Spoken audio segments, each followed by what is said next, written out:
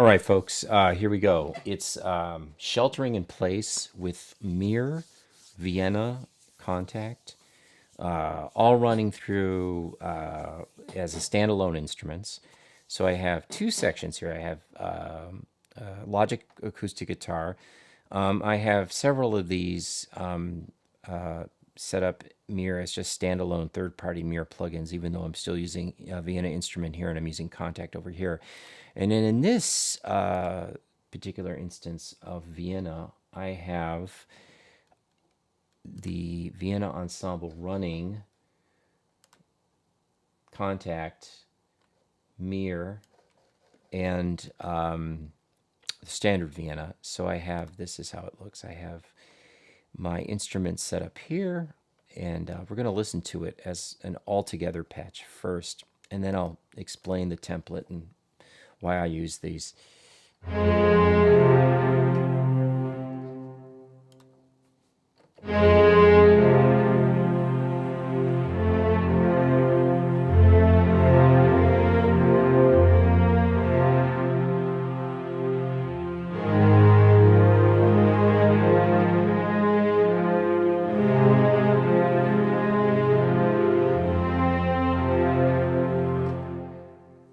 You get a lot of expression in terms of just being able to sit down and come up with an idea and hear the idea as it would sound if you had already orchestrated it out. So this is not the most efficient way to work, but it's a very efficient way of coming up with how you want things to sound. Again, thinking about things when you sit down instead of a melody or harmony or whatever, but thinking about, how big is your ensemble going to be? What instruments are you going to use? What kind of string articulations are you going to use? Those are all ingredients that really make for an effective sketch.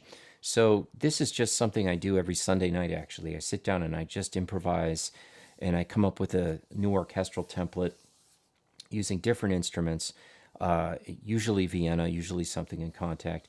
And I just sit down and I have fun with it. And I get a sense of maybe what I'm going to be writing for the week.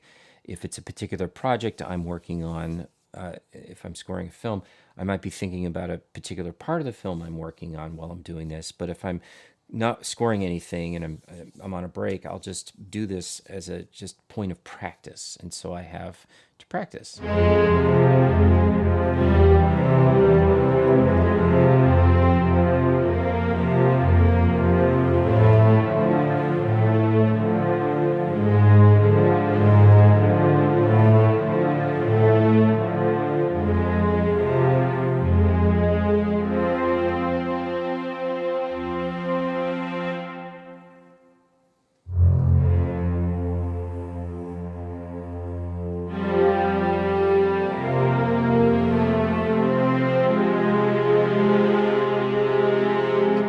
There's some really interesting patches I'm using, or patch combinations. And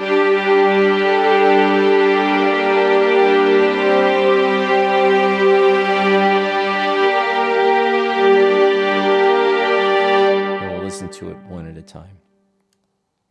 So we'll start down here, and this is just using Vienna as a third-party instance on a Vienna instrument track, using the Mir reverb as that. So if I look at this patch, I actually have two violas set up. One's a performance legato, and one is a dynamic vibrato, which sort of builds over a 6-second interval.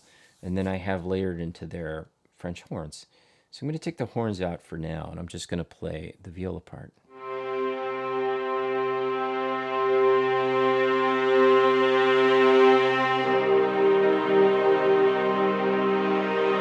You can hear the build right there.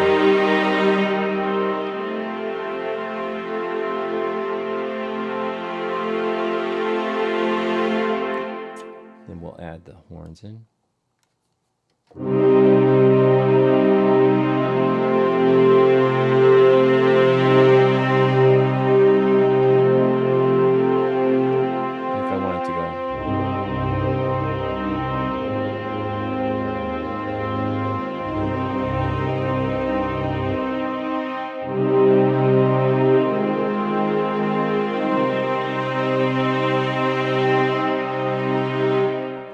So that's that.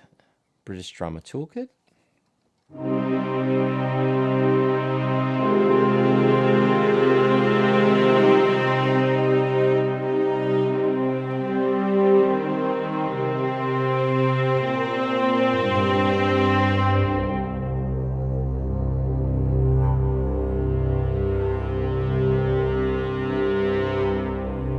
get the nice lowest note of the viola, and you have that nice kind of low rumble. So now we're going to bring in some more instruments. In the Vienna Ensemble selection, I actually have the same type of arrangement as it relates to British Drama Toolkit and Vienna Instruments. So let's find that. Let's see if I can figure that one out. Where are you? All right, come on. Of course you're connected. So let's connect. Right. Connect.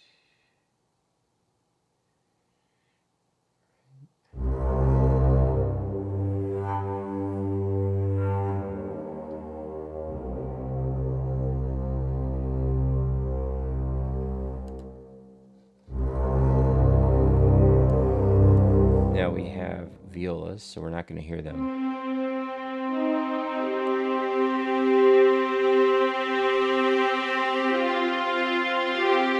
There they are. Or the violins, excuse me. So we're going to go in here, and I have a Mercado violin selection set up.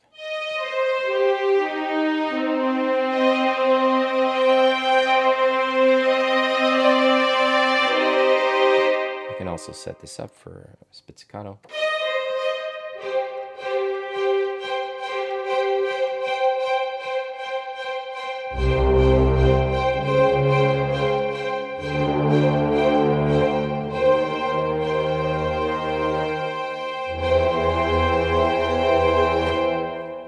Or I can set this up to be a marcato.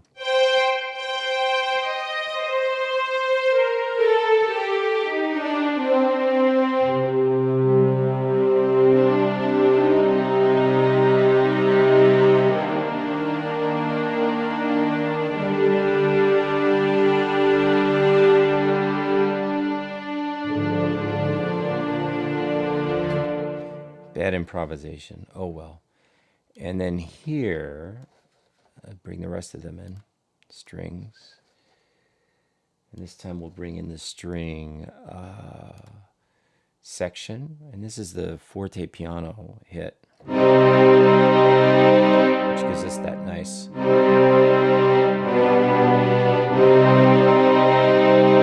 that attack. And then on the so that's that. And then we have another British Drama Toolkit here. So you put all these things together, and we'll just solo these.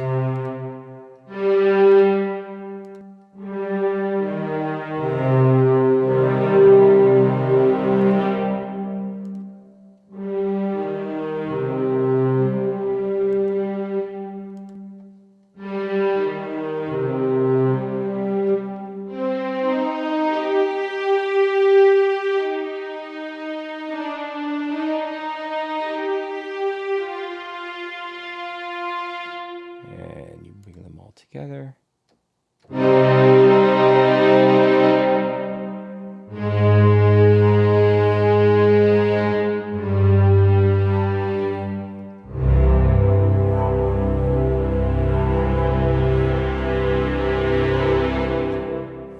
And you get so much out of that.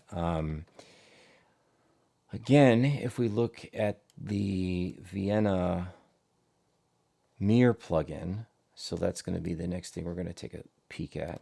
I have these arranged within Mir this way, and I can always play around with this arrangement if I want, using different microphone settings, etc., using a different kind of width and playing around with the wet and the dry signal, adding the secondary mic, of course, bringing this closer to the actual stage, which we can do. So let's do that. We can actually bring the microphone tree closer to the stage. It's in the 7th row now, so let's bring it up here. Hear a big difference in how everything sounds.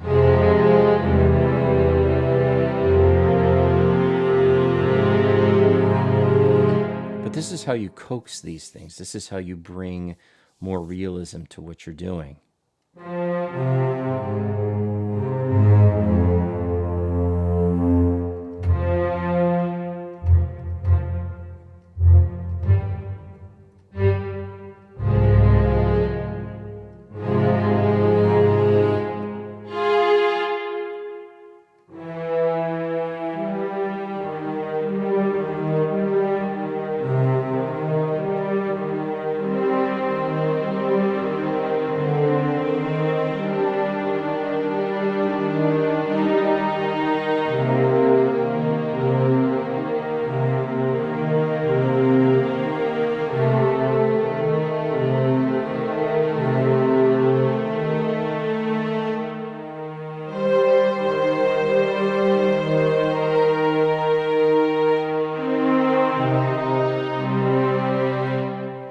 So it's good to just mess around and not really have an outcome. It's just such a great way to sort of get yourself in a compositional space where you're doing some improvising. It doesn't matter how well or how poorly you're playing. You're just getting a sense of the sound of what it is that you're doing. So when you eventually bring things together and you create something, it's going to not sound half bad, just even as a sketch.